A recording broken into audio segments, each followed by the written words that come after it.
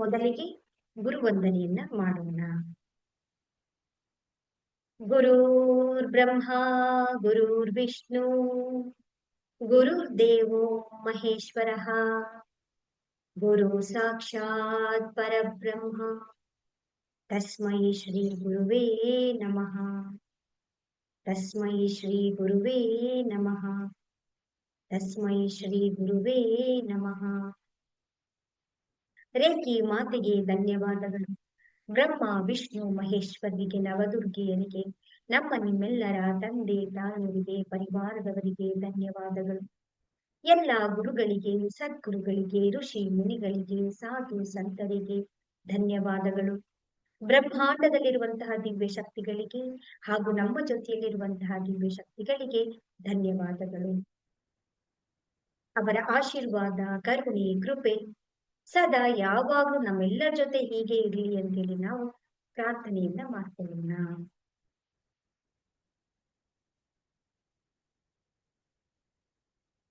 ನಿಮ್ಮೆಲ್ಲರಿಗೂ ಕೂಡ ಆತ್ಮ ಪ್ರಣಾಮಗಳು. ಹರೇ ರಾಮ ಹರೇ ಕೃಷ್ಣ.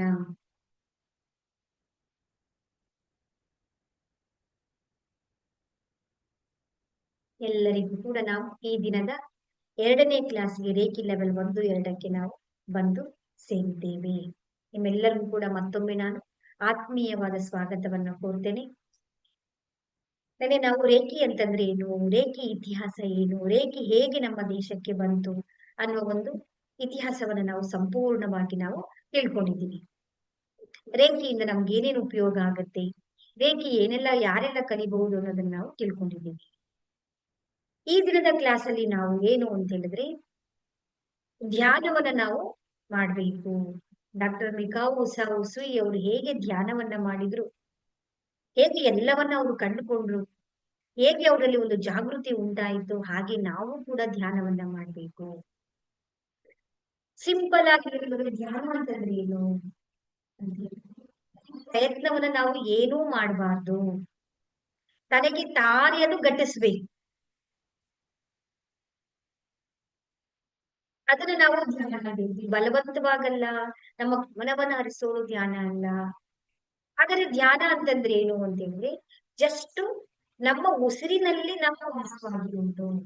ಆನಾಪಾನ ಸತಿ ಧ್ಯಾನ ಅಂತ ಹೇಳಿ ಸಿಂಪಲ್ ಆಗಿ ಸರಳವಾಗಿ ಮಹಾನ್ ಗೌತಮ ಬುದ್ಧರು, ಭಗವಾನ್ ಬುದ್ಧರು ನಮ್ಗೆ ಕೊಟ್ಟಿರುವಂತ ಒಂದು ಈಸಿಯೆಸ್ಟ್ ವೇ ಯಾವುದು ಅಂತ ಹೇಳಿದ್ರೆ ಈ ಉಸಿರು.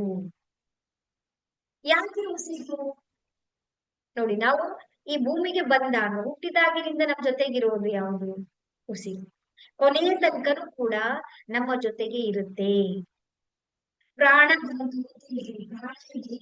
ಪ್ರಾಣ ಮುಗಿತು ಅಂತ ಹೇಳ್ತೀವಿ ನಾವು. ಅಂದ್ರೆ ಈ ಪ್ರಾಣ ಅನ್ನೋದು ಸದಾ ನಮ್ಮ ಜೊತೆಯಲ್ಲಿ ಇದೆ. ಅದೇ ಪ್ರಾಣ ಶಕ್ತಿ, ಅದೇ ಚೈತನ್ಯ ಶಕ್ತಿ. ಅದು ನಮ್ಗೆ ಆಟೋಮ್ಯಾಟಿಕಲಿ ಆಗ್ಲಿ, ನಾವು ಕಾನ್ಶಿಯಸ್ ಆಗಿ ಉಸಿರಾಡ್ಲಿ, ನಾವು ಅನ್ಕಾನ್ಶಿಯಸ್ ಆಗಿರ್ಲಿ, ಅದು ತನ್ನ ಪಾಡಿಗೆ ತಾನು ಉಸಿರಾಡ್ತಾನೆ ಇರುತ್ತೆ, ನಮ್ಮ ಜೊತೆನಲ್ಲೇ ಇರುತ್ತೆ. ಇದಕ್ಕಿಂತ ಸಾಕ್ಷಿ ನಮ್ಗೆ ಇನ್ನೇನ್ ಬೇಕು? ಸದಾ ನಮ್ ಜೊತೆನಲ್ಲಿ ಅದು ಇರೋದೇ ನಮ್ಗೊಂದು ಪ್ರೆಸೆನ್ಸ್ ಅಲ್ವಾ.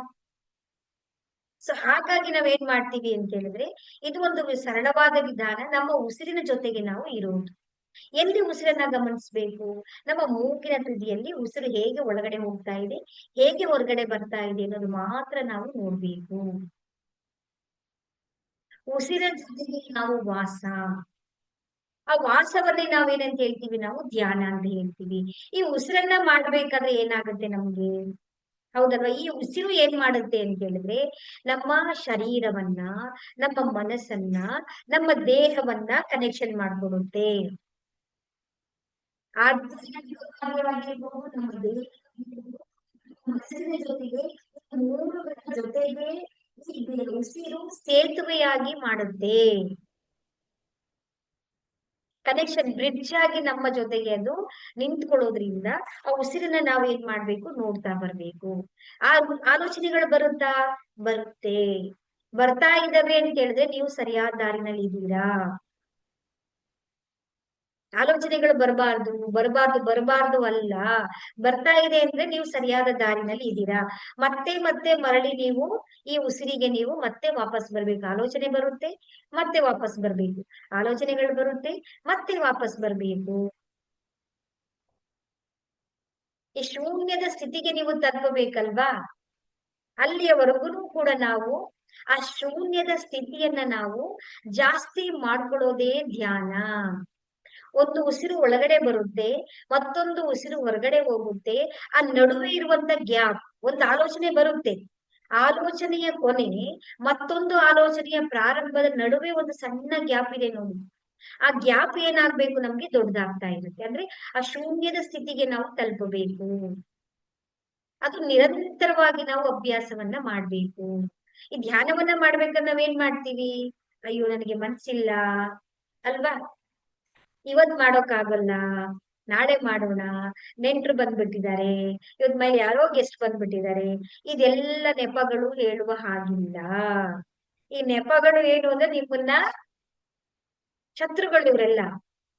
ಇವೆಲ್ಲರೂ ನಿಮ್ಮನ್ನ ಡಿಸ್ಟರ್ಬ್ ಮಾಡ್ತಾ ಇದ್ದಾರೆ. ಒಂದಿನ ತಪ್ಪಿಸ್ಕೊಂಡ್ರೆ ಆಗೋದಿಲ್ವಾ? ಇವತ್ ಸಮಯ ಇಲ್ವಲ್ಲ, ಇವತ್ತೆಲ್ಲ ಕುಟುಂಬದವರು ಎಲ್ಲಾರು ಇದ್ದಾರಲ್ಲ ಅಂತೇಳಿ ನಾವು ಈ ಒಂದು ನೆಪಗಳನ್ನ ನಾವು ಹೇಳುವ ಹಾಗಿಲ್ಲ. ಯಾಕೆ ಹೇಳಿ? ಧ್ಯಾನದಿಂದ ನಾವು ಮುಕ್ತಿ, ಮೋಕ್ಷ ಎಲ್ಲವನ್ನ ಪಡ್ಕೊಳ್ಬೇಕು. ಇದು ಧ್ಯಾನ ನಮಗೆ ಅಲ್ಟಿಮೇಟ್ ಒಂದು ಎಲ್ಲದಕ್ಕೂ ಕೂಡ ನಮಗೆ ಒಂದು ಮಾರ್ಗ ಅಂತ ನಮ್ಗೆ ಗೊತ್ತಾದ್ಮೇಲೆ ನಾವು ಈ ನೆಪ ಹೇಳ್ತಾ ಕೂತ್ಕೊಂಡ್ರೆ ಯಾಕೆ ಅಲ್ವಾ? ಸೊ ನಾವು ನೆಪಗಳನ್ನ ಹೇಳ್ಬಾರ್ದು. ನಾವು ಪ್ರತಿದಿನ ನಿರಂತರವಾಗಿ ಕನ್ಸಿಸ್ಟೆಂಟ್ ನಾವು ಮಾಡ್ಕೊಳ್ತಾ ಬರ್ಬೇಕು. ಯಾಕೆ ಅಂತ ಹೇಳಿದ್ರೆ ಈ ಆತ್ಮಕ್ಕೆ ಅನುಭವ ಬೇಕಲ್ವಾ? ಅದಕ್ಕೊಂದು ಎಕ್ಸ್ಪೀರಿಯನ್ಸ್ ಬೇಕು, ಅನುಭವ ಬೇಕು. ಈ ಅನುಭವನ ನಾವೇನ್ ಮಾಡ್ಬೇಕು? ಕೊಡ್ಬೇಕಲ್ಲ ನಾವು. ಯಾವ್ದ್ರ ಮುಖಾಂತರ ಕೊಡ್ತೀವಿ ನಾವು? ನಮ್ಮ ಪಂಚೇಂದ್ರಿಯಗಳ ಮುಖಾಂತರ ನಾವು ಅದಕ್ಕೆ ಅನುಭವಗಳನ್ನ ಕೊಡ್ತೀವಿ. ಅದಕ್ಕೆ ಹೇಳೋದು, ನಾವು ಏನ್ ನೋಡ್ತಾ ಇದೀವಿ ಅದು ನಮ್ಮ ಆತ್ಮದ ಒಳಗಡೆ ಹೋಗುತ್ತೆ. ಏನ್ ಕೇಳಿಸ್ಕೊಳ್ತಾ ಇದೀವಿ ಅದು ನಮ್ಮ ಒಳಗಡೆ ಹೋಗುತ್ತೆ. ನಾವ್ ಏನ್ ನೋಡ್ತಾ ಇದ್ದೀವಿ ಅದು ಒಳಗಡೆ ಹೋಗುತ್ತೆ. ಏನ್ ತಿಂತಾ ಇದ್ದೀವಿ ನೋಡಿ ಎಲ್ಲ ಅಂದ್ರೆ ನಾವ್ ಹೊರಗಡೆ. ಅದಕ್ಕೆ ಹೇಳೋದು, ಸಾತ್ವಿಕತೆಯಿಂದ ಇರಿ, ಒಳ್ಳೇದನ್ನ ನೋಡಿ, ಒಳ್ಳೇದನ್ನ ಮಾಡಿ, ಒಳ್ಳೇದನ್ನ ಕೇಳಿದಾಗ ನಿಮ್ಮ ಮನಸ್ಸನ್ನು ಕೂಡ ಒಳ್ಳೇದಾಗಿರುತ್ತೆ. ಈ ಟಿವಿ ನೋಡೋದು, ಸೀರಿಯಲ್ ನೋಡೋದು, ಜಗಳ ನೋಡೋದು, ಭಯ ನೋಡೋದು, ಸ್ಟೇಟಸ್ ನೋಡೋದು, ರೀಲ್ಸ್ ನೋಡೋದು ಮಾಡ್ತಾ ಇದ್ರೆ ಮನಸ್ಸೊಳಗಡೆ ಏನ್ ತುಂಬ್ತಾ ಇದ್ದೀರಾ ನೀವು? ಕಸವನ್ನ ತುಂಬ್ತಾ ಇದ್ದೀರಾ. ಕಸವನ್ನ ತುಂಬಿಕೊಂಡು ನಾವು ಅಲ್ಲಿ ಫಲವತ್ತಾದ ಬೆಳೆಯನ್ನ ಬೆಳಿಬೇಕು ಅಂದ್ರೆ ಹೇಗೆ ಸಾಧ್ಯ ಆಗುತ್ತೆ?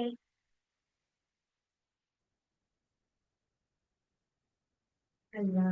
ನಾವೇನ್ ಮಾಡ್ತೀವಿ ನೋಡಿ, ಕಸವನ್ನ ಪ್ರತಿದಿನ ಅಭ್ಯಾಸವನ್ನ ಮಾಡಿ ಕಾಲದಲ್ಲೆಲ್ಲ ಚೆನ್ನಾಗಿ ಬರುತ್ತೆ. ಆಗುತ್ತೆ ನಿಮಗೆ ಶರೀರವೂ ಸಪೋರ್ಟ್ ಮಾಡಲ್ಲ, ಕೆಲವು ನೋವು ಬರುತ್ತೆ, ಆರೋಗ್ಯ ಸರಿ ಹೋಗಲ್ಲ. ಆದ್ರೆ ನಾವು ಅದನ್ನ ನೆಪಗಳನ್ನ ಹೇಳುವ ಹಾಗಿಲ್ಲ. ನಾವು ಅದನ್ನ ಮಾಡ್ತಾ ಬರ್ಬೇಕು. ಯಾಕೆ ಅಂತ ಹೇಳಿದ್ರೆ ಥಾಟ್ಸ್ ಗಳು ಬರ್ತಾ ಇರುತ್ತೆ. ಧ್ಯಾನವನ್ನ ಮಾಡಿದಾಗ ನಿಮ್ಗೆ ಆಲೋಚನೆಗಳು ಡಿಸ್ಟರ್ಬೆನ್ಸ್ ಮಾಡ್ತಾ ಇರುತ್ತವೆ, ಕುತ್ಕೊಳ್ಳೋಕೆ ಬಿಡೋದಿಲ್ಲ.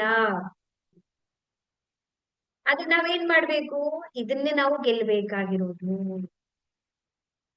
ಥಾಟ್ಸ್ಗೆ ತೊಂದರೆಗಳಾಗ್ತಾ ಇರುತ್ತೆ ನಮಗೆ. ಯಾವ ತರ? ಒಂದು ಒಳಗಡೆಯಿಂದ ತೊಂದರೆ ಆಗುತ್ತೆ, ಇನ್ನು ಹೊರಗಡೆಯಿಂದನೂ ತೊಂದರೆ ಆಗುತ್ತೆ ನಮಗೆ.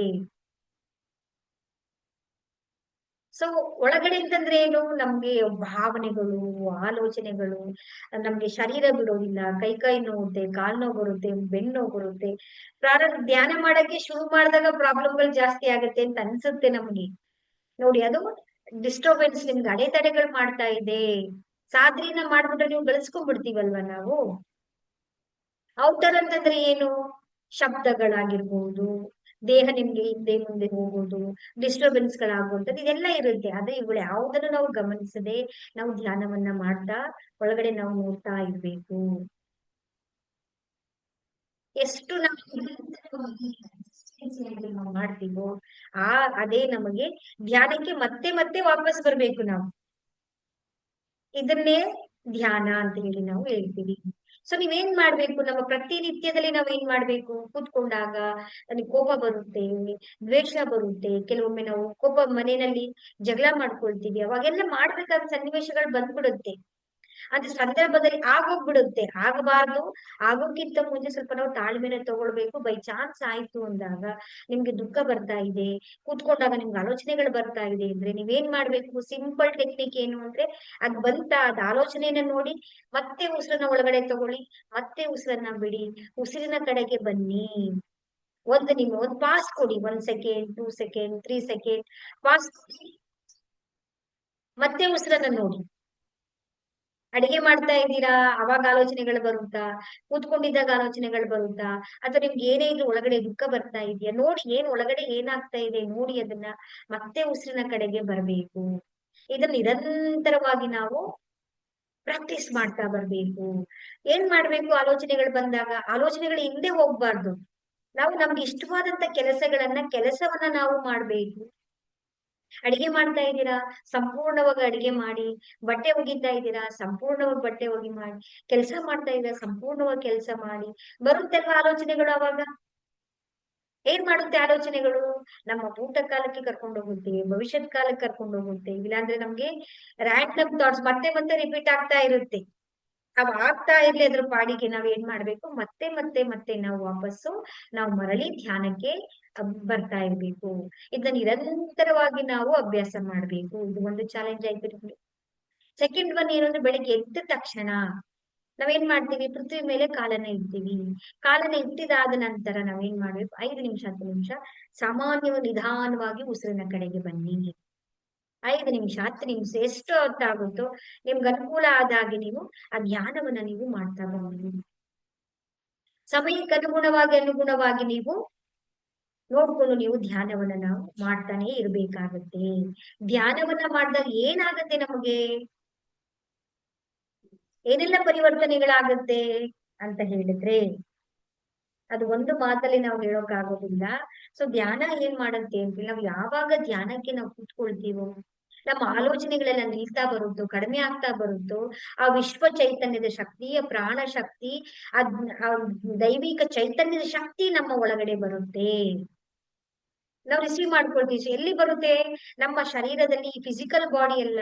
ನಾನು ಆಲ್ರೆಡಿ ನಿಮ್ಗೆ ಪಿಕ್ಚರ್ ಕಳ್ಸಿದೀನಿ. ನಮ್ಮ ಫಿಸಿಕಲ್ ಬಾಡಿ ಅಲ್ಲ, ನಮ್ಮ ಬಾಡಿಯ ಹಿಂದೆ ನಮಗೆ ಕಾಣದ ಶರೀರಗಳು ಇದೆ. ಸೂಕ್ಷ್ಮ ಶರೀರ. ಇದನ್ನ ನಾವು ನಿಜವಾಗಿರುವ ಶರೀರವನ್ನ ಸ್ಥೂಲ ಶರೀರ ಅಂತ ಹೇಳಿ ಕರಿತೀವಿ. ಅದಾದ ನಂತರ ಬರುವುದು ಯಾವುದು ಅಂದ್ರೆ ಸೂಕ್ಷ್ಮ ಶರೀರ. ಕಾರಣ ಶರೀರ, ಮಹಾಕಾರಣ ಶರೀರ ಅಂತೇಳಿ ನಾವು ಕರಿತೀವಿ. ಅಂದ್ರೆ ಇನ್ನೂ ಹೇಳೋದಾದ್ರೆ ಅನ್ನಮಯ ಕೋಶ, ಪ್ರಾಣಮಯ ಕೋಶ, ಜ್ಞಾನಮಯ ಕೋಶ, ವಿಜ್ಞಾನಮಯ ಕೋಶ, ಆನಂದಮಯ ಕೋಶ ಅಂತೇಳಿ ಕರಿತೀವಿ. 5 ಬಾಡಿಗಳು, 5 ಶರೀರಗಳು ನಮ್ಮ ಬಾಡಿನಲ್ಲಿ ಇರುತ್ತೆ. ನಾವು ಯಾವಾಗ ಧ್ಯಾನವನ್ನ ಮಾಡ್ತೀವೋ ಆ ಚೈತನ್ಯದ ಶಕ್ತಿ, ಆ ಪ್ರಾಣ ಶಕ್ತಿ, ಅದು ನಮ್ಮ ಒಳಗಡೆ ಬರೋದಿಕ್ಕೆ ಪ್ರಾರಂಭ ಆಗುತ್ತೆ. ನಮ್ಮ ಸೂಕ್ಷ್ಮ ಶರೀರದಿಂದ ನಮ್ಮ ಈ ಫಿಸಿಕಲ್ ಬಾಡಿಗೆ ಬರೋದು. ನೋಡಿ, ಎಲ್ಲಿದೆ ನಮ್ಮ ಚಕ್ರಗಳು? ನಾವೆಲ್ಲ ಏನ್ ಅನ್ಕೊಂಡಿದೀವಿ? ನಮ್ಮ ಫಿಸಿಕಲ್ ಬಾಡಿಯಲ್ಲಿದೆ ಚಕ್ರಗಳು ಅಂತ ಅನ್ಕೊಳ್ತೀವಿ ನಾವು. ಇಲ್ಲ, ನಮ್ಮದೇ ಬಾಡಿ ತರ ಇನ್ನೊಂದು ಬಾಡಿ, ನಕಲು ಬಾಡಿ ಇದೆ. ಅದನ್ನ ಎಥರಿಕ್ ಬಾಡಿ ಅಂತ, ಅನ್ನಮಯ ಕೋಶ ಅಂತ ಕರಿತೀವಿ ನಾವು. ಎಥರಿಕ್ ಬಾಡಿ ಅಂತ ಹೇಳ್ತೀವಿ ನಾವು. ಅಂದ್ರೆ ಸೂಕ್ಷ್ಮ ಪ್ರಾಣಮಯ ಶರೀರ ಅಂತ ಹೇಳಿ ಕರಿತೀವಿ ನಾವು. ಆ ಪ್ರಾಣಮಯ ಶರೀರದಲ್ಲಿ ಚಕ್ರಗಳು ಇರುವಂತದ್ದು. ಅಲ್ಲಿ ಎನರ್ಜಿ ಪ್ರಾರಂಭ ಆಗುತ್ತೆ. ಎನರ್ಜಿ ಅಲ್ಲಿಗೆ ಬಂದು ಅಲ್ಲಿಂದ ನಮ್ಮ ಈ ಫಿಸಿಕಲ್ ಬಾಡಿಗೆ ಪ್ರಾರಂಭ ಆಗುತ್ತೆ. ನೋಡಿ ಎಷ್ಟು ಇದೆ ಅಂತ ಒಳಗಡೆ. ಸೊ ನಾವು ಧ್ಯಾನವನ್ನ ಮಾಡಿದಾಗ ನೇರವಾಗಿ ನಮ್ಮ ಸೂಕ್ಷ್ಮ ಶರೀರದಲ್ಲಿ ಕೆಲಸ ಮಾಡ್ತೀವಿ ನಾವು. ಪ್ರಾಣಮಯ ಕೋಶದಲ್ಲಿ ನಾವು ಕೆಲಸ ಮಾಡ್ತೀವಿ. ಅಲ್ಲಿಂದ ನಮ್ಮ ಫಿಸಿಕಲ್ ಬಾಡಿಗೆ ಎನರ್ಜಿ ಬರ್ತಾ ಇರುತ್ತೆ. ಈಗ ನಮ್ಗೆ ಅರ್ಥ ಆಗಿದೆ ನಮ್ಮ ಶರೀರದಲ್ಲಿರುವಂತಹ ಶಕ್ತಿಯ ಕೇಂದ್ರಗಳು ಯಾವುದು. ಅದನ್ನೇ ನಾವು ಚಕ್ರಗಳು ಅಂತ ಹೇಳಿ, ನಾಡಿಯ ಗುಚ್ಛಗಳದು. ಆ ನಾಡಿಯ ಗುಚ್ಛಗಳನ್ನ ನಾವು ಚಕ್ರಗಳು ಅಂತ ಹೇಳ್ತೀವಿ. ಹೇಗೆ ಅಂತ ಹೇಳಿದ್ರೆ, ಈಗ ನಾವು ಉಸಿರನ್ನ ತಗೊಂಡಾಗ ಈ ಉಸಿರು ಎಲ್ಲಿಗೆ ಹೋಗುತ್ತೆ? ನಮ್ಮ ಇಡ ಪಿಂಗಳ ನಾಡಿನ ಮುಖಾಂತರ ಸುಷುಮ್ನ ನಾಡಿಗೆ ಹೋಗುತ್ತೆ. ಈ ಸುಷುಮ್ನ ನಾಡಿಗೆ ಏಳು ಚಕ್ರಗಳಿಂದ 109 ಚಕ್ರಗಳಿರುತ್ತೆ. 109 ಚಕ್ರಗಳಿಂದ 72,000 ನಾಡಿಗಳಿರುತ್ತೆ. ಈ 72,000 ನಾಡಿಗಳು ನಮ್ಮ ಪ್ರಾಣಮಯ ಕೋಶಕ್ಕೆ ಕನೆಕ್ಷನ್ ಆಗಿರುತ್ತೆ.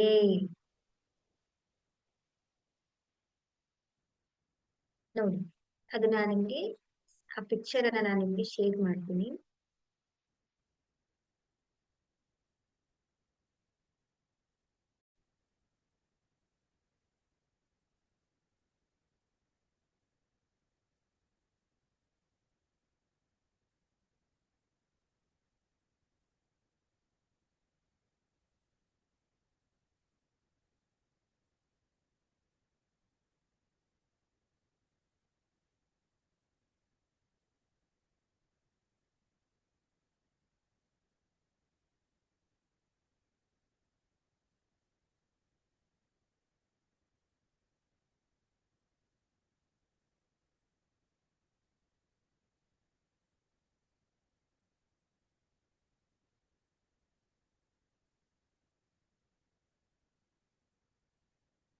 ನಿಮ್ಮೆಲ್ಲರಿಗೂ ಕೂಡ ನಾನು ಗ್ರೂಪ್ ಅಲ್ಲಿ ಅದನ್ನ ನಾನು ಶೇರ್ ಮಾಡಿದ್ದೀನಿ.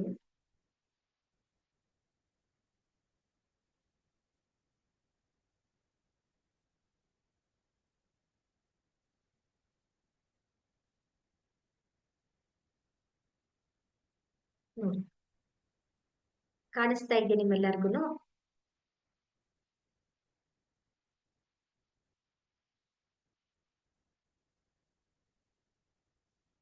ಒಂದ್ ಸೆಕೆಂಡ್.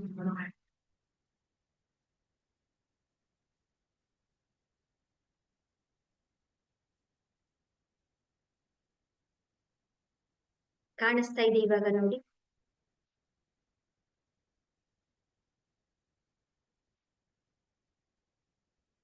ನೋಡಿ, ಕೆಂಪುದು ನಮ್ಮ ಫಿಸಿಕಲ್ ಬಾಡಿಯಿಂದ, ಯೆಲ್ಲೋ ಬಣ್ಣದ್ದು, ಗ್ರೀನ್ ಬಣ್ಣದ್ದು, ಆಕಾಶ ಬಣ್ಣದ್ದು ಮತ್ತೆ ನೇರಳೆ ಬಣ್ಣದಿದೆ. ಅನ್ನಮಯ ಕೋಶ, ಪ್ರಾಣಮಯ ಕೋಶ, ವಿಜ್ಞಾನಮಯ ಕೋಶ, ಆನಂದಮಯ ಕೋಶ ಅಂತ ಹೇಳಿ ನಾವು ಕರಿತೀವಿ. ನಾವು ಜ್ಞಾನಮಯ ಕೋಶ, ವಿಜ್ಞಾನಮಯ ಕೋಶ, ಆನಂದಮಯ ಕೋಶ ಅಂತೇಳಿ ನಾವು ಕರಿತೀವಿ. ನೋಡಿ, ಈ ರೀತಿಯಲ್ಲಿ ನಮ್ಮ ಶರೀರದ ಒಳಗಡೆ ನಮಗೆ ಕಾಣದೇ ಇರುವಂತಹ, ಅಂದ್ರೆ ಫಿಸಿಕಲ್ ಬಾಡಿಗಿಂತನೂ ಕೂಡ ಒಳಗಡೆ ಇನ್ನು 5 ಕೋಶಗಳು ಇರುತ್ತೆ. ಸೊ ಈ 72 ನಾಡಿಗಳು ಈ ಪ್ರಾಣಮಯ ಕೋಶಕ್ಕೆ ಕನೆಕ್ಷನ್ ಆಗಿರುತ್ತೆ. ಆ ಪ್ರಾಣಮಯ ಕೋಶದಲ್ಲಿ ಯಾವಾಗ ಎನರ್ಜಿ ಬರುತ್ತೋ, ಇದು ಮೇನ್ 7 ಚಕ್ರಗಳು ನಮ್ಮ ಇಡೀ ಫಿಸಿಕಲ್ ಬಾಡಿಗೆ ನಮಗೆ ಎನರ್ಜಿಯನ್ನ ಫ್ಲೋ ಮಾಡುತ್ತೆ, ಶಕ್ತಿ ನಮ್ಮೊಳಗಡೆ ಕನೆಕ್ಷನ್ ಆಗುತ್ತೆ. ಇದನ್ನೇ ನಾವು ಚಕ್ರಗಳು ಅಂತೇಳಿ ನಾವು ಕರಿತೀವಿ. ಹಾಗಾದ್ರೆ ಎಷ್ಟು ಚಕ್ರಗಳಿದೆ ನೋಡಿ. ಆ ಉಸಿರು ಅನ್ನೋದು ಡೈರೆಕ್ಟ್ ಆಗಿ ಎಲ್ಲಿವರೆಗೆ ನಮ್ಮನ್ನ ಕರ್ಕೊಂಡೋಗಿ ಕನೆಕ್ಷನ್ ಮಾಡ್ಕೊಡುತ್ತೆ ಅಂತೇಳಿ. ನಮ್ಮ ಶರೀರದಲ್ಲಿ ಇರುವಂತಹ ಮುಖ್ಯವಾಗಿರುವಂತಹ ಶಕ್ತಿಯ ಸೆಂಟರ್ಗಳು ಅಂತ ಹೇಳ್ತೀವಿ, ಎನರ್ಜಿ ಸೆಂಟರ್ಗಳು ಅಂತ ಹೇಳಿದ್ರೆ ಚಕ್ರಗಳು ಅಂತೇಳಿ ನಾವು ಕರಿತೀವಿ. ಯಾವ ಚಕ್ರಗಳು ಇದೆ ಅಂತ ಹೇಳಿದ್ರೆ, ಮೇನ್ ಆಗಿ ನಮ್ಮಲ್ಲಿ 7 ಚಕ್ರಗಳಿದೆ. ಒಂದ್ ಸೆಕೆಂಡ್.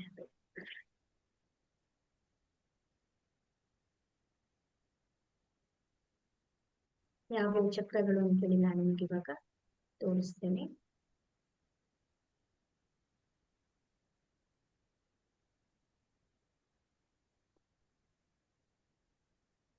ನೋಡಿ, ಇದು ನಮ್ಮ ಕೋಶದಲ್ಲಿರುವಂತಹ ಚಕ್ರಗಳು ಯಾವ್ಯಾವುದು ಅಂದ್ರೆ, ಇದು ಮೂಲಾಧಾರ ಚಕ್ರ ಅಂತೇಳಿ ನಾವು ಕರಿತೀವಿ. ಇದನ್ನ ಎಲ್ಲಿ ಲೊಕೇಟೆಡ್ ಆಗಿರುತ್ತೆ ಅಂತ ಹೇಳಿದ್ರೆ, ನಮ್ಮ ಗುದದ್ವಾರದಲ್ಲಿ, ಬೆನ್ನಿನ ಮೂಳೆಯ ಕೊನೆಯ ಭಾಗದಲ್ಲಿ ಇರುತ್ತೆ. ಇದರ ಬಣ್ಣ ಯಾವುದು ಅಂದ್ರೆ ಕೆಂಪು ಬಣ್ಣ.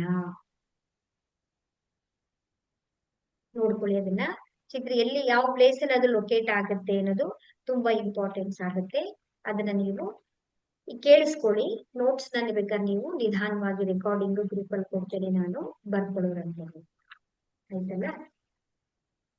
ಕಾಣ್ತಾ ಇದೆ ಅಲ್ವಾ ಎಲ್ಲಾರ್ಗು?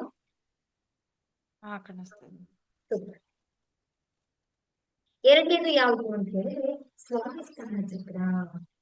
ನಮ್ಮ ಜನನೇಂದ್ರಿಯ ಭಾಗದಲ್ಲಿ ಬರುವಂತದ್ದು ಸ್ವಾದಿಷ್ಠಾನ ಚಕ್ರ. ನನ್ನ ಕರ್ಸರ್ ಇಡ್ತೀವಿ ನೋಡಿ, ಬಿಳಿ ಬಣ್ಣವಿದೆಯಲ್ಲ, ಅದನ್ನ ನಾವು ಸ್ವಾದಿಷ್ಠಾನ ಚಕ್ರ ಅಂತೇಳಿ ನಾವು ಕರಿತೀವಿ. ಇದರ ಬೀಜ ಮಂತ್ರ ಏನು ಅಂತ ಹೇಳಿದ್ರೆ, ಇಲ್ಲಿ ಇರುವಂತದ್ದು ಏನು ಅಂದ್ರೆ ಓಂಕಾರ. ಮೂಲಾಧಾರದಲ್ಲಿ ಲಂಕಾರ ಅಂತ ಹೇಳ್ತೀವಿ, ಸ್ವಾದಿಷ್ಠಾನದಲ್ಲಿ ಓಂಕಾರ. ಇದರ ಬಣ್ಣ ಯಾವುದು ಅಂದ್ರೆ ಕೇಸರಿಯ ಬಣ್ಣದಲ್ಲಿ ಇರುತ್ತೆ. ನೆಕ್ಸ್ಟ್ ಬರುವಂತದ್ದು ಯಾವುದು ಅಂದ್ರೆ ನಮ್ಮ ನಾಭಿಯಲ್ಲಿ ಬರುವಂತದ್ದು ಮಣಿಪುರ ಚಕ್ರ. ಇದರ ಬೀಜ ಮಂತ್ರ ಏನು ಅಂತ ಹೇಳಿದ್ರೆ ರಂಕಾರ. ಇದರ ಬಣ್ಣ ಹಳದಿಯ ಬಣ್ಣ. ನೆಕ್ಸ್ಟ್ ನಮ್ಮ ಹೃದಯದಲ್ಲಿ ಬರುವಂತದ್ದು ಯಾವುದು ಅಂತ ಹೇಳಿದ್ರೆ ಅನಾಹತ ಚಕ್ರ, ಹಸಿರು ಬಣ್ಣದಲ್ಲಿರುತ್ತೆ ಇದು. ನೆಕ್ಸ್ಟ್ ಬರುವಂತದ್ದು ವಿಶುದ್ಧಿ ಚಕ್ರ, ನಮ್ಮ ಗಂಟಲಿನಲ್ಲಿ, ಥ್ರೋಟ್ ಚಕ್ರ ಅಂತಾನೂ ಕೂಡ ಕರೀತಾರೆ. ಇದರ ಬಣ್ಣ ಒಂಥರ ಆಕಾಶ ನೀಲಿಯ ಬಣ್ಣದಲ್ಲಿ, ಲೈಟ್ ಬಣ್ಣದಲ್ಲಿ ಇರುತ್ತೆ. ಇದರ ಬೀಜ ಮಂತ್ರ ಏನು ಅಂತ ಹೇಳಿದ್ರೆ ಹಂಕಾರ. ನೆಕ್ಸ್ಟ್ ಬರುವಂತದ್ದು ಯಾವುದು ಅಂತ ಹೇಳಿದ್ರೆ ಆಗ್ನೇಯ ಚಕ್ರ, ನಮ್ಮ ಐಬ್ರೋ ಹಣೆಯ ಮಧ್ಯ ಭಾಗದಲ್ಲಿ ಬರುವಂತದ್ದು ಆಗ್ನೇಯ ಚಕ್ರ. ಇದು ಕಡು ನೀಲಿಯ ಬಣ್ಣದಲ್ಲಿ ಇರುತ್ತೆ. ಇದರ ಬೀಜ ಮಂತ್ರ ಓಂಕಾರ. ನೆಕ್ಸ್ಟ್ ಬರುವಂತದ್ದು ಯಾವುದು ಅಂತ ಹೇಳಿದ್ರೆ ಸಹಸ್ರಾರ ಚಕ್ರ. ಇದರ ಬೀಜ ಮಂತ್ರ ಏನು? ಇಲ್ಲಿ ಬೀಜ ಮಂತ್ರ ಇರಲ್ಲ, ಇಲ್ಲಿ ಏನಿದ್ರು ಪೀಸ್ ಸ್ಥಿತಿ ಇರುತ್ತೆ ಅಷ್ಟೇ, ಆನಂದದ ಸ್ಥಿತಿ. ಅಂದ್ರೆ ಆ ಸ್ಥಿತಿಯನ್ನು ನಾವು ಅನುಭವಿಸ್ಬೇಕಾಗಿರುವಂತ ಸ್ಥಿತಿ ನಮ್ಮ ಈ ಚಕ್ರಗಳಲ್ಲಿ ಇರುತ್ತೆ. ಈ ಚಕ್ರ ಇದನ್ನ ಶಕ್ತಿಯ ಕೇಂದ್ರಗಳು ಅಥವಾ ಚಕ್ರಗಳು ಅಂತೇಳಿ ನಾವು ಕರಿತೀವಿ. ಯಾವಾಗ ನಾವು ಧ್ಯಾನವನ್ನ ಮಾಡ್ತೀವಿ, ಯಾವಾಗ ನಾವು ಧ್ಯಾನವನ್ನ ಪ್ರಾರಂಭ ಮಾಡ್ತೀವೋ, ಈ ಒಂದು ಅಭ್ಯಾಸವನ್ನ ಮಾಡ್ತೀವೋ, ನಮ್ಮ ಈ 7 ಚಕ್ರಗಳಲ್ಲಿ ಶಕ್ತಿಯು ಹೆಚ್ಚಾಗ್ತಾ ಬರುತ್ತೆ.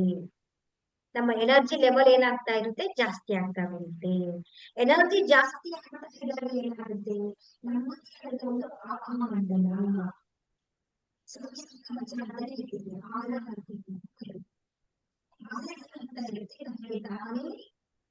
ಇನ್ಕ್ರೀಸ್ ಆಗ್ತಾ ಇರುತ್ತೆ, ದೊಡ್ಡದಾಗ್ತಾ ಬರುತ್ತೆ. ಆಗ ಮಂಡಲ ಯಾವಾಗ ದೊಡ್ಡದಾಗ್ತಾ ಬರುತ್ತೋ, ನಮ್ಮ ಪ್ರಾಬ್ಲಮ್ಸ್, ನೀವು ಹೆಲ್ತ್ ಇರ್ಬೋದು, ನಿಮ್ಮ ಆರೋಗ್ಯದಲ್ಲಿ ಇರ್ಬೋದು, ನೀವು ಫಿನಾನ್ಷಿಯಲಿ ಪ್ರಾಬ್ಲಮ್ ಇರ್ಬೋದು, ಆಟೋಮ್ಯಾಟಿಕಲಿ ನಮ್ಗೆ ಪ್ರಾಬ್ಲಮ್ಗಳು ಸಾಲ್ವ್ ಆಗ್ತಾ ಬರುತ್ತೆ. ನೋಡಿ, ಕನೆಕ್ಷನ್ ಆಗ್ತಾ ಬರ್ತೀವಿ ನಾವು.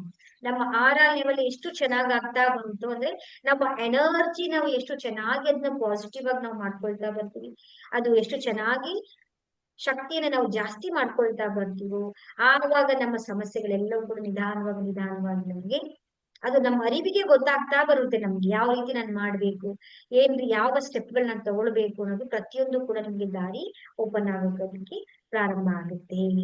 ಇದನ್ನ ನಾವು ಚಕ್ರ ಧ್ಯಾನ ಅಂತೇಳಿ ನಾವು ಕರಿತೀವಿ. ಈ ಚಕ್ರ ಧ್ಯಾನವನ್ನ ಹೇಗೆ ಮಾಡ್ಬೇಕು ಅಂತ ಹೇಳಿದ್ರೆ, ಒಂದೊಂದು ಒಂದೊಂದು ಚಕ್ರಗಳಲ್ಲೂ ಕೂಡ ಒಂದೊಂದು ಬೀಜ ಮಂತ್ರ ಇರುತ್ತೆ. ಮೊದಲನೇ ಸ್ಟೆಪ್ ಏನು ಅಂತ ಹೇಳಿದ್ರೆ, ಅದನ್ನ ಆಡಿಯೋ ನಾನು ಇವತ್ತು ನಿಮ್ಗೆ ಗ್ರೂಪ್ ಅಲ್ಲಿ ಕಳ್ಸ್ಕೊಡ್ತೇನೆ. ಇವತ್ತಿಂದ ನಿಮ್ಮ ಕ್ಲಾಸ್ ಪ್ರಾರಂಭ ಆಗತ್ತೆ. ಅದನ್ನ ಆಡಿಯೋವನ್ನ ಹಾಕೊಳ್ಳಿ. ಜಸ್ಟ್ ನಿಮ್ಮ ಗಮನವನ್ನ ಮೂಲಾಧಾರ ಚಕ್ರ ಅಂತ ಹೇಳಿದಾಗ ಮೂಲಾಧಾರ ಚಕ್ರದ ಕಡೆಗೆ ತಗೊಂಡ್ ಬಂದು ನೋಡಿ. ಅಲ್ಲಿರುವಂತ ಬಣ್ಣ ಏನಾಗ್ತಾ ಇದೆ, ದೊಡ್ಡದಾಗ್ತಾ ಇದೆ ಎನ್ನುವ ಹಾಗೆ ನಾವು ಕಲ್ಪನೆಯನ್ನ ಮಾಡ್ತಾ ಬರ್ಬೇಕಷ್ಟೇ, ನೋಡ್ಬೇಕು ಅಷ್ಟೇ ನಮ್ಮ ಕೆಲಸ. ಇನ್ನೇನೂ ಮಾಡೋದಲ್ಲ, ನಮ್ಮ ಗಮನವನ್ನ ಅಲ್ಲಿ ತಂದು ನಿಲ್ಲಿಸ್ಬೇಕು. ಅದಾದ ನಂತರ ಸ್ವಾದಿಷ್ಠಾನ ಚಕ್ರ, ಅದಾದ ನಂತರ ಮಣಿಪುರ ಚಕ್ರ, ಹೃದಯ ಚಕ್ರ, ವಿಶುದ್ಧಿ ಚಕ್ರ, ಆಜ್ಞಾ ಚಕ್ರ, ಸಹಸ್ರಾರ ಚಕ್ರದ ಕಡೆಗೆ ಶಾಂತಿಯಿಂದ ನಾವು ಗಮನವನ್ನ ಯಾವ ಪ್ಲೇಸ್ ಗಳಲ್ಲಿ ಕಡೆಗೆ ನಾವು ತಂದು ನಾವು ನಿಲ್ಲಿಸಿ ನೋಡ್ಬೇಕು ಅಷ್ಟೇ ನಮ್ಮ ಕೆಲಸ. ತನ್ನ ಪಾಡಿಗೆ ತಾನು ಉಳಿದ ಕೆಲಸ ಎಲ್ಲವೂ ಕೂಡ ಆಗ್ತಾ ಬರುತ್ತೆ. ನಾವು ನಿಧಾನವಾಗಿ ನಿರಂತರವಾಗಿ ನಾವು ಕನ್ಸಿಸ್ಟೆಂಟ್ಲಿ 21 ದಿನಗಳ ಕಾಲ, ಮೊದಲನೇ ಸ್ಟೆಪ್ ಏನು ಅಂದ್ರೆ 21 ದಿನಗಳ ಕಾಲ ಗ್ಯಾಪ್ ಇಲ್ಲದೆ ನಾವು ಮಾಡ್ಬೇಕು.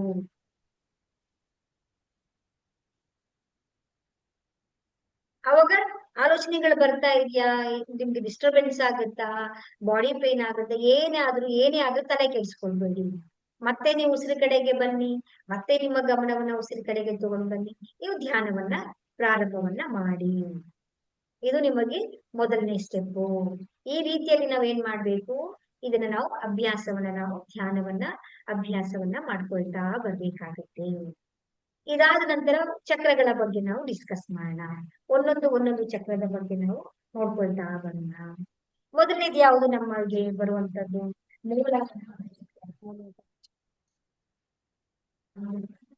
ನಮ್ಮ ಮೂಲಾಧಾರ ಚಕ್ರದಲ್ಲಿ ಏನಿರುತ್ತೆ ಮೇನ್ ಆಗಿ ಅಂತ ಹೇಳ್ತು ಅಂತ ಹೇಳಿದ್ರೆ, ನಮ್ಮ ಮೂಲಾಧಾರ ಚಕ್ರದಲ್ಲಿ ನಿಮ್ಗೆ ಆಲ್ರೆಡಿ ನಾನು ಹೇಳಿದ್ದೀನಿ, ಅದರ ಬೀಜ ಮಂತ್ರ ಏನಿರುತ್ತೆ ಲಂಕಾರ. ಅದರ ಬಣ್ಣ ಏನಿರುತ್ತೆ ನಮಗೆ ಕೆಂಪು ಬಣ್ಣ, ಎಲ್ಲರಿಗೂ ಕೂಡ ಗೊತ್ತಾಗಿದೆ ನಿಮ್ಗೆ. ಅಲ್ಲಿ ದಳಗಳು ಕೂಡ ಬರುತ್ತೆ. ಎಷ್ಟು ದಳಗಳು ಬರುತ್ತೆ ಅದರಲ್ಲಿ ಅಂತ ಹೇಳಿದ್ರೆ 4 ದಳಗಳು ಬರುತ್ತೆ. 4 ದಳಗಳು ಮುಖ್ಯವಾಗಿ ಬರುವಂತದ್ದು. ಇದರ ತತ್ವ ಏನು ಅಂತ ಹೇಳಿದ್ರೆ, ಇದು ಎಲಿಮೆಂಟ್ಸ್ ಏನ್ ಬರುತ್ತೆ ಇಲ್ಲಿ ಅಂದ್ರೆ ಭೂಮಿ ತತ್ವ. ಪಂಚ ನಮ್ಮಲ್ಲಿರುವಂತ ನೀರು ಪಂಚಭೂತಗಳು ಇದೆಯಲ್ಲ, ಆ ಪಂಚಭೂತಗಳಲ್ಲಿ ಇದು ಯಾವ ತತ್ವಕ್ಕೆ ಬರುತ್ತೆ ಅಂತ ಹೇಳಿದ್ರೆ ಭೂಮಿಯ ತತ್ವಕ್ಕೆ ಇದು ಬರುವಂತದ್ದು. ಇಲ್ಲಿ ಮೇನ್ ಏನಿರುತ್ತೆ ಇಲ್ಲಿ ಅಂತ ಹೇಳ್ತು ಅಂತ ಹೇಳಿದ್ರೆ, ಇಲ್ಲಿ ಬರುವಂತದ್ದು ಭಯ. ಈ ಮೂಲಾಧಾರ ಚಕ್ರದಲ್ಲಿ ಇದರ ಭಾಷೆ ಏನು ಅಂತ ಹೇಳಿದ್ರೆ ಇದ್ರ ಭಯ. ಭಯ ಇರುತ್ತೆ ನಮಗೆ. ನಾವು ಭಯ ಇದೆ ನಮ್ಗೆ ಜೀವನದಲ್ಲಿ ಅಂತ ಹೇಳಿದ್ರೆ ನಾವು ಮೂಲಾಧಾರ ಚಕ್ರದಲ್ಲಿ ಬ್ಲಾಕ್ ಆಗಿದ್ದೀವಿ ಅಂತ ಅರ್ಥ. ಇದರ ಭಯ ಇರುತ್ತೆ. ನೋಡ್ಬೇಕು ನೀವು ಪ್ರತಿದಿನ ನಿಮ್ಮಲ್ಲಿ ಯಾವ ಭಯಗಳು ಇದೆ, ನೀವ್ ಏನಕ್ಕೆ ಭಯ ಪಡ್ತಾ ಇದ್ದೀರಾ. ನೀವು ಕೂತ್ಕೋಬೇಕು ಸಮಯ ಸಿಕ್ಕಾಗ, ಧ್ಯಾನದಲ್ಲಿ ಇದ್ದಾಗ ಅಥವಾ ಆಲೋಚನೆಗಳು ಬಂದಾಗ ನಿಮ್ಗೆ ಏನ್ ಬರ್ತಾ ಇದೆ, ಭಯ ಬರ್ತಾ ಇದೆಯಾ, ಭಯ ಏನಕ್ಕೆ ಇದೆ ಅಂತ ನೋಡ್ಬೇಕು ನೀವು ಅಷ್ಟೇ. ಒಂದು ಭಯ ಪಡುವಂತ ಸನ್ನಿವೇಶವನ್ನ ನೀವು ನೋಡ್ತೀರಾ ಅಥವಾ ಭಯದ ಪರಿಸ್ಥಿತಿ ನಿಮ್ಗೆ ಬಂದಾಗ ಅದ್ರೊಳಗಡೆ ಹೋಗ್ಬೇಕು ನೀವು, ಭಯ ಯಾಕೆ ಬರ್ತಾ ಇದೆ, ಆಗ ನಿಮ್ಗೆ ಅರ್ಥ ಆಗುತ್ತೆ ನಿಮ್ಮೊಳಗಡೆ ಭಯ ಯಾಕಿದೆ ಅಂತ ಹೇಳಿ. ಆ ಭಯ ಪಡುವಂತ ಸಂದರ್ಭದಲ್ಲಿ ನೀವು ಯಾವ್ಯಾವ್ದಕ್ಕೆ ಭಯ ಪಡ್ತಾ ಇದ್ದೀರಾ, ಅದು ಒಂದೊಂದೇ ಸ್ಟೆಪ್ ಆ ಭಯ ಪಡುವಂತ ಕೆಲಸಗಳನ್ನ ನೀವು ಮಾಡಿ ಆ ಭಯವನ್ನ ಗೆಲ್ಬೇಕು ನೀವು. ಯಾವಾಗ ನೀವು ಭಯವನ್ನ ಗೆಲ್ತೀರಾ, ನೀವು ಮೂಲಾಧಾರ ಚಕ್ರ ನಿಮ್ಗೆ ಬ್ಲಾಕೇಜ್ ಇಂದ ರಿಮೂವ್ ಆಗುತ್ತೆ.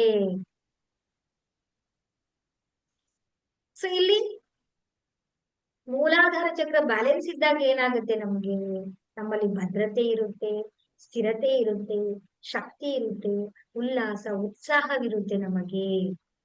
ಇದು ಬ್ಲಾಕೇಜಸ್ ಆಗಿದೆ ಅಂತಂದ್ರೆ ಏನಾಗುತ್ತೆ ನಮಗೆ, ಆತಂಕ, ಭಯ, ಜಡತ್ವ, ಏನ್ ಕೆಲಸ ಮಾಡೋಕ್ಕೂ ಮನ್ಸಾಗೋದಿಲ್ಲ, ಈ ರೀತಿಯಾದ ಸಮಸ್ಯೆಗಳನ್ನ ನಾವು ಫೇಸ್ ಮಾಡ್ತಾ ಇರ್ತೀವಿ. ಆರೋಗ್ಯಕ್ಕೆ ಸಂಬಂಧಪಟ್ಟಾಗ ಯಾವ ರೀತಿಯ ಪ್ರಾಬ್ಲಮ್ ಆಗುತ್ತೆ ಅಂತಂದ್ರೆ ಕಾಲುಗಳು ನೋವು, ಮೂಳೆಗಳು, ಕಾಲು ಮೂಳೆಗಳೆಲ್ಲವೂ ಕೂಡ ನೋವು ಬರುವಂತದ್ದು, ಬೆನ್ನು ನೋವು ಬರುವಂತದ್ದು, ತುಂಬಾ ದಪ್ಪ ಆಗಿರುವಂತದ್ದು, ಮಲಬದ್ಧತೆ, ಪೈಲ್ಸ್, ಈ ರೀತಿಯಾದಂತ ರಿಲೇಟೆಡ್ ಸಮಸ್ಯೆಗಳು ಬರ್ತಿದೆ ಅಂತ ಹೇಳಿದ್ರೆ ಅವರಿಗೆ ಮೂಲಾಧಾರ ಚಕ್ರದ ಬ್ಲಾಕೇಜಸ್ ಇದೆ ಅಂತ ಹೇಳಿ ನಮ್ಗೆ ಗೊತ್ತಾಗುತ್ತೆ. ಈಗ ನಾವೇನ್ ಮಾಡ್ಬೇಕು ಅಂತ ಹೇಳಿದ್ರೆ, ನಾನು ಹೇಳಿದ್ನಲ್ವಾ, ಬರಿಗಾಲಿನಲ್ಲಿ ನೀವು ಭೂಮಿಯ ಮೇಲೆ ನಡಿಬೇಕು. ಪ್ರತಿದಿನ ಎಷ್ಟು ಸಾಧ್ಯ ಆಗುತ್ತೋ ಅಷ್ಟು ಬರೀ ಗಾಲಿನಲ್ಲಿ ಹುಲ್ಲಿನ ಮೇಲೆ ಅಥವಾ ಮಣ್ಣಿನ ಮೇಲೆ ನಡಿಬೇಕು. ಅಥವಾ ಪಾರ್ಕ್ ಅಲ್ಲಿ ಸಿಮೆಂಟ್ ಎಲ್ಲ ಹಾಕಿರ್ತಾರಲ್ಲ, ಅದ್ರಲ್ಲಿ ನಡೆದ್ರೆ ಏನು ಯೂಸ್ ಇಲ್ಲ. ಆ ಭೂಮಿಯ ತತ್ವದೊಂದಿಗೆ ನ್ಯಾಚುರಲ್ ಆಗಿ ಆ ಪರಿಸರದೊಂದಿಗೆ ನಾವು ಕನೆಕ್ಷನ್ ಆಗ್ತಾ ಬರ್ಬೇಕು. ನೀವು ನಿಮ್ಮ ಜೀವನದಲ್ಲಿ ಯಾವ ಭಯಗಳಿದೆ ಅಂತ ನೋಡ್ಬೇಕು. ಆ ಭಯಗಳಿಂದ ಆ ಭಯವನ್ನ ಬರೋದಿಕ್ಕೆ ಯಾವ ಭಯ ಇದೆ ನಿಮ್ಗೆ, ಆ ಭಯದ ಹೊರಗಡೆ ಬರೋದಿಕ್ಕೆ ಆ ಕೆಲಸವನ್ನ ಮಾಡ್ಬೇಕು ನೀವು. ಆಗತ್ತೆ, ಭಯ ಆಗತ್ತೆ, ಅದ ಗೆಲ್ಲಬೇಕು ಅನ್ನೋದನ್ನ ನೀವು ಮಾಡ್ಬೇಕು. ಅಷ್ಟೇ ನಿಧಾನವಾಗಿ ಅದನ್ನ ಒಂದು ಸಲ ಅಲ್ಲ, ಎರಡು ಸಲ ಅಲ್ಲ, ಮೂರು ಸಲ ಪ್ರಯತ್ನವನ್ನ ಮಾಡಿ ಆ ಭಯದಿಂದ ನೀವು ಹೊರಗಡೆಗೆ ನೀವು ಬರ್ಬೇಕಾಗತ್ತೆ. ನೋಡಿ, ಇದು ಮೂಲಾಧಾರ ಚಕ್ರ. ಇವತ್ತು ನಾವು ಮೂಲಾಧಾರ ಚಕ್ರದ ಬಗ್ಗೆ ಕಂಪ್ಲೀಟ್ ಆಗಿ ನಾವು ಶಕ್ತಿಯ ಕೇಂದ್ರಗಳು ಚಕ್ರಗಳು ಅಂತಂದ್ರೆ ಏನು, ಅದು ಯಾವ ರೀತಿ ಕೆಲಸವನ್ನ ಮಾಡುತ್ತೆ, ಧ್ಯಾನವನ್ನ ಯಾಕೆ ಮಾಡ್ಬೇಕು ಅನ್ನೋದೆಲ್ಲ ಕಂಪ್ಲೀಟ್ ಆದಂತ ಮಾಹಿತಿಗಳನ್ನ ನಾನು ತುಂಬಾ ಸರಳವಾಗಿ, ತುಂಬಾ ಈಸಿಯಾಗಿ ನಿಮ್ಮೆಲ್ಲರಿಗೂ ಕೂಡ ನಾನು ಹೇಳ್ಕೊಟ್ಟಿದ್ದೀನಿ. ಸೊ ಒಳ್ಳೇದಾಗ್ಲಿ. ಮತ್ತೆ ನಾಳೆ ನಾವು ಇದೇ ಸಮಯಕ್ಕೆ ನಾವು ಭೇಟಿಯಾಗೋಣ. ಸೊ ನಾಳೆ ನಿಮ್ಗೆ ಎರಡನೇ ಚಕ್ರದ ಬಗ್ಗೆ ನೀವು ಕಂಪ್ಲೀಟ್ ಆದಂತ ಮಾಹಿತಿಗಳನ್ನ ನೀವು ತಿಳ್ಕೊಳ್ತೀರಾ. ಒಳ್ಳೇದಾಗ್ಲಿ. ಇದರಲ್ಲಿ ಯಾರಿಗಾದ್ರೂ ಏನಾದ್ರು ಡೌಟ್ಸ್ ಗಳಿದೆಯಾ?